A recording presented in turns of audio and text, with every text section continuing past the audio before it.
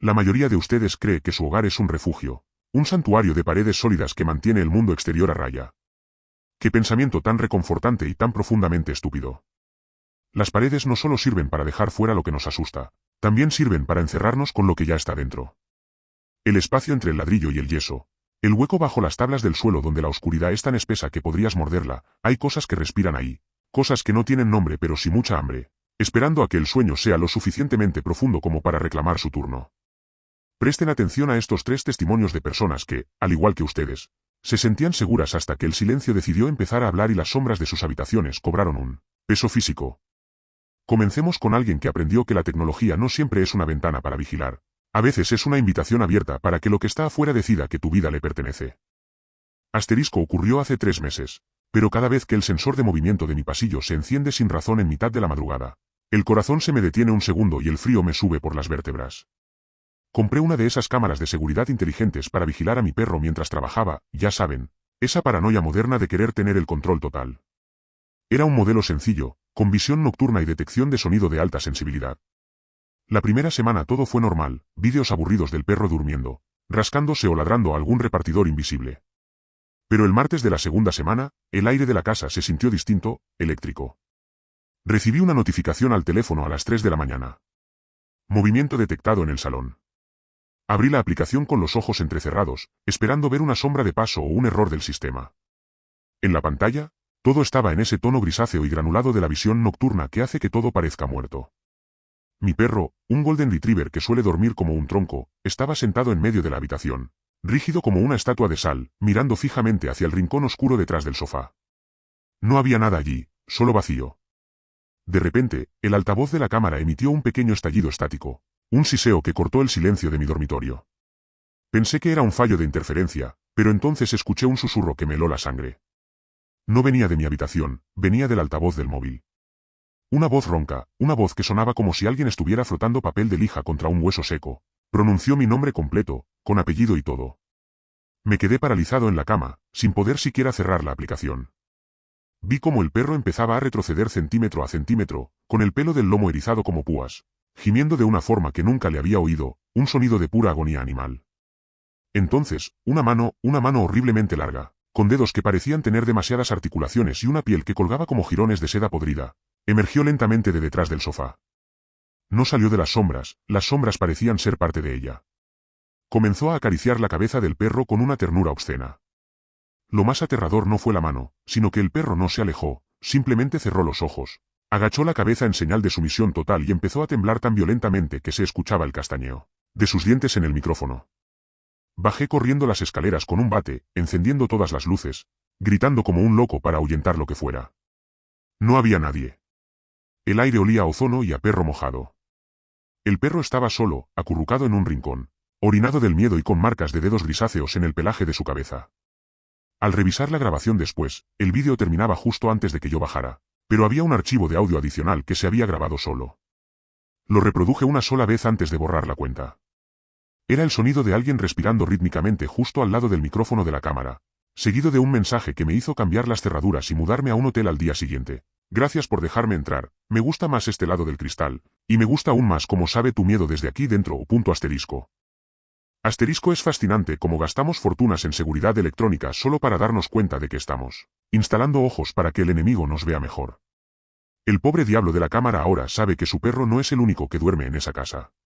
Pero hay quienes dicen que el miedo es una simple reacción química, una descarga de adrenalina que el cerebro inventa para sobrevivir. ¡Qué explicación tan conveniente para no volverse loco! Esa lógica no sirve cuando lo que ves desafía toda biología conocida, cuando el cuerpo humano se convierte en un rompecabezas mal armado. La siguiente historia nos llega de un hombre que aceptó un trabajo de vigilancia en un viejo almacén de archivos médicos, un lugar donde los muertos no descansan en paz, sino en frascos de cristal. Asterisco. El turno de noche en el Archivo Nacional de Patología no era para cualquiera. Se necesitaba un tipo especial de apatía o una desesperación económica muy profunda. Miles de frascos de cristal con muestras conservadas en formaldehído, órganos flotando en un sueño eterno, expedientes amarillentos de enfermedades que la humanidad creía haber olvidado y un silencio que pesaba como el plomo caliente sobre los hombros. Mi trabajo era monótono, caminar por los pasillos cada 2 horas y asegurarme de que el sistema de refrigeración no fallara, porque si esos tejidos se calentaban, el olor sería el menor de nuestros problemas. La tercera noche, a eso de las 2 de la mañana, noté un olor que se filtraba por las rejillas de ventilación. No era el químico penetrante del laboratorio, sino algo dulzón, nauseabundo, como fruta podrida en un funeral. Al llegar al pasillo 4, el haz de mi linterna iluminó algo que me hizo retroceder. Uno de los frascos de la estantería superior estaba roto en el suelo, hecho añicos. El contenido, lo que según la etiqueta era un pulmón humano deformado por una mutación extraña de 1920, no estaba entre los cristales. Pensé que algún gato se habría colado, aunque las puertas estaban selladas al vacío. Seguí el rastro de líquido viscoso, una estela amarillenta que brillaba bajo mi luz, hasta el final del corredor de metal. Las luces fluorescentes empezaron a parpadear, creando un efecto estroboscópico que hacía que las sombras saltaran de un lado a otro. Al doblar la esquina, vi una figura encorvada junto a uno de los archivadores metálicos. «Oiga, el edificio está cerrado», grité, tratando de proyectar una autoridad que no sentía. La figura no se giró. Estaba ocupada, inmersa en una tarea frenética. Me acercé con la linterna y, cuando el haz de luz alcanzó su espalda, se me revolvió el estómago. No era una persona. No era un intruso. Era una masa de tejido muscular expuesto, vibrante, sin una sola pulgada de piel, que parecía haber sido ensamblada con piezas de diferentes cuerpos. Podía ver costuras de carne donde los colores del músculo no coincidían. Estaba pegando su rostro, o lo que fuera esa cavidad abierta y húmeda, contra el frío metal del archivador, succionando el aire de las ranuras de ventilación con una ansia desesperada. Se giró lentamente, sus articulaciones sonando como ramas rompiéndose. No tenía ojos, solo dos cuencas profundas llenas de ese mismo líquido viscoso del frasco roto, chorreando por sus mejillas de carne viva. Emitió un sonido que me perseguirá hasta la tumba, un silbido húmedo y agónico, el sonido de un pulmón colapsando una y otra vez. Retrocedí, tropezando con mis propios pies, mientras esa cosa empezaba a desplazarse hacia mí. No caminaba, se deslizaba como un parásito gigante, dejando un rastro de moco y sangre en el suelo. Escapé del edificio dejando la linterna atrás y nunca volvía por mi sueldo ni por mis cosas.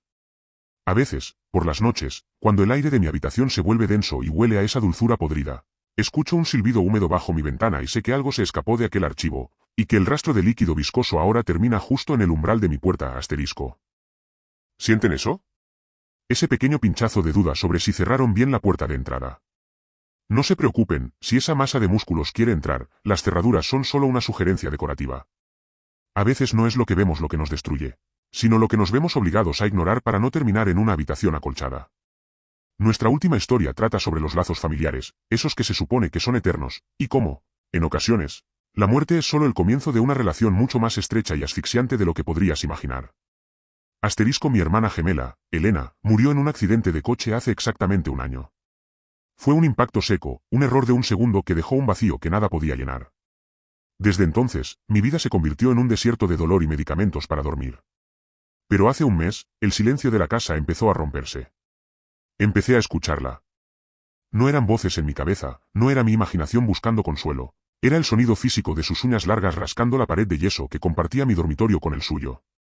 Era un hábito que tenía desde niña cuando quería contarme un secreto de madrugada. Al principio me autoconvencí de que eran tuberías o el asentamiento de la casa, pero el rascado se volvió rítmico, deliberado, una llamada que conocía perfectamente. Una noche, empapada en sudor frío, pegué el oído a la pared y pregunté en un susurro apenas audible, ¿Elena? El rascado se detuvo en seco. Del otro lado, una voz que era la copia exacta de la de mi hermana, pero cargada de una vibración metálica, como si hablara a través de una lámina de zinc, respondió, «Tengo frío, hace mucha oscuridad aquí, ayúdame a salir, por favor». La habitación de mi hermana estaba cerrada con llave desde el funeral, mi madre, en su locura de duelo, no permitía que nadie entrara. Robé la llave y entré a medianoche, con el corazón en la garganta. La habitación estaba impecable, congelada en el tiempo, con los muebles cubiertos por sábanas blancas que parecían fantasmas sentados. No había nadie. Sin embargo, el sonido de los arañazos comenzó de nuevo, pero esta vez venía del interior del armario de roble macizo. Abrí las puertas de par en par, esperando encontrar un gato o un intruso. No había nada más que su ropa vieja, que aún conservaba su perfume. Pero cuando aparté los abrigos, vi con horror que el fondo del armario no era de madera. Se había transformado en una sustancia oscura, palpitante, una amalgama de carne viva y vello incrustada directamente en la pared. Y allí, asomando entre los pliegues de esa masa orgánica, estaba el rostro de Elena. Pero sus ojos no eran los que yo recordaba. Eran dos agujeros infinitos que supuraban una brea negra y espesa que goteaba sobre su ropa. «Pasa, hermana, aquí no hay accidentes», me dijo, y su boca se abrió más de lo que la anatomía permite, revelando que no tenía lengua, sino miles de pequeñas manos pálidas que se agitaban hacia mí, buscando mi piel. Cerré el armario y salí corriendo, sellando la puerta con cinta, pero el daño ya estaba hecho. Ahora, cada vez que me miro al espejo, noto que mi propio reflejo se retrasa unos milisegundos, como si estuviera perdiendo el sincronismo con la realidad. Mis ojos se ven un poco más hundidos y oscuros cada día y, anoche, cuando desperté tras una pesadilla, mis uñas estaban rotas, llenas de astillas de madera y sangre seca que no era mía. Ella no quiere salir de esa habitación. Ella está usándome para excavar desde el otro lado, esperando a que yo entre para que algo que ya no es mi hermana pueda ocupar mi lugar aquí afuera mientras yo me convierto en carne para su armario. La curiosidad es un instinto peligroso, ¿no creen? Es esa chispa que nos empuja a mirar por el ojo de la cerradura sabiendo perfectamente que lo que hay al otro lado nos va a devorar el alma. Ahora que estas historias habitan en sus mentes, el silencio de su habitación ya no les parecerá tan vacío, sino lleno de posibilidades atroces. ¿Has revisado debajo de tu cama hoy antes de apagar la luz? Quizás no debas hacerlo. Es mejor vivir con la duda de que es ese bulto bajo el colchón que morir con la certeza de sentir unos dedos fríos cerrándose en tu tobillo.